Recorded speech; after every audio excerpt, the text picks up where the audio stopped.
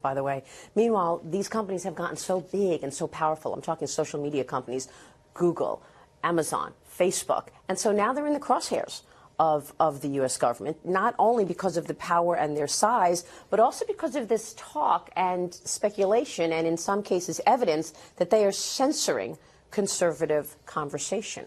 Your thoughts? Well, I think the people who run Facebook and the people who run Google are a lot of very young engineers. I mean, I think Silicon Valley is in California. California is a politically progressive place, and I think to some degree these companies are responding in a way their employees, the employees prefer them to respond. The employees want to work, want Google to do progressive things. Facebook wants, Facebook to do progressive things. If progressive things, Apple employees want to do progressive things, the majority of things. When Apple refused to unlock the phone of terrorists who had committed mass murder. San Bernardino, and said those people are entitled to privacy. And Apple will decide, if the phone's going to be locked or unlocked. Apple, not the courts, not our courts, but Apple would make that decision. Is just bizarre. I mean, it shows the political distortions that can exist in some of these companies. I think we live in a democracy. If I don't like our government, I can vote for somebody else. We have a choice. That's the way it works. We can pick a very progressive government. We had a very progressive government under Barack Obama. And Barack Obama is president of the United States. I'm still on Team USA. That's my team. Our captain is progressive. Great. I think it's very important that our democratic capitalist system win the battle, win this competition with China. We don't want to. We don't want to find ourselves in second place. So you're comfortable with the foreign policy out of this administration as well. I know that you've been a big supporter of Israel. Were you happy with the president's decision to move the embassy? I was, and I understand that that's a very controversial decision. The interesting thing was almost every candidate, including Barack Obama, and Bill Clinton, promised to move the embassy from Tel Aviv to Jerusalem. They just didn't do it. In this case, the promise was kept. But anyway, regardless of which president moved it, I'm very glad to see that our embassy is now in the capital of Israel. With your great success, you've also become a great philanthropist. Talk to us about what drives your giving. You've done much for education, for cancer research.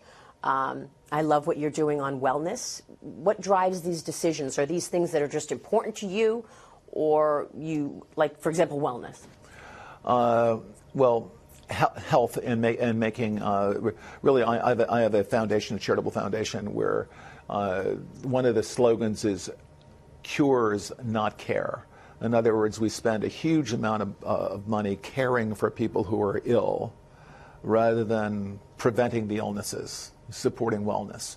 The money is much better spent. People are much happier not in hospital, healthy, home with their families, and that we should have programs that support wellness as opposed to, hey, we have to care for people who are sick. There'll be a lot fewer people sick if we focus on wellness. There'll be a lot fewer people sick if we focus on drug discovery and find cures for some of these terrible diseases. And a moment ago you said, if I had to do it again, I would choose biotech. I choose biotech. So, tell me about that. Well, I think this is where you're going to see the most dramatic changes and dramatic new technologies being developed will be in biotech. You will see most of the common diseases, including lots and lots of cancers, are becoming much more manageable than they ever were. Cancer is not a disease, it's a family of diseases. A family of diseases of the DNA. And we're getting better and better at managing these things and even curing them. And I think you'll see lots and lots of diseases disappear over the next 25 years. Aging will be managed much better than it's been managed.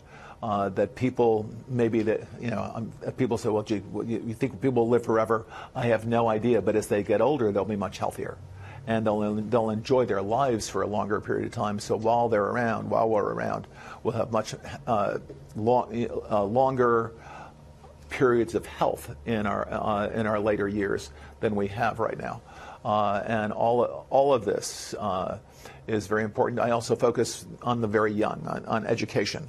If we're going to bring improvements to the economy in Africa, we just have to do two things. We have to do a better job of feeding the kids so they're not hungry, and you got to do a better job of educating the kids. So the combination of nutrition and education in places like rural India and rural Africa those are the two primary focuses of my philanthropic foundation.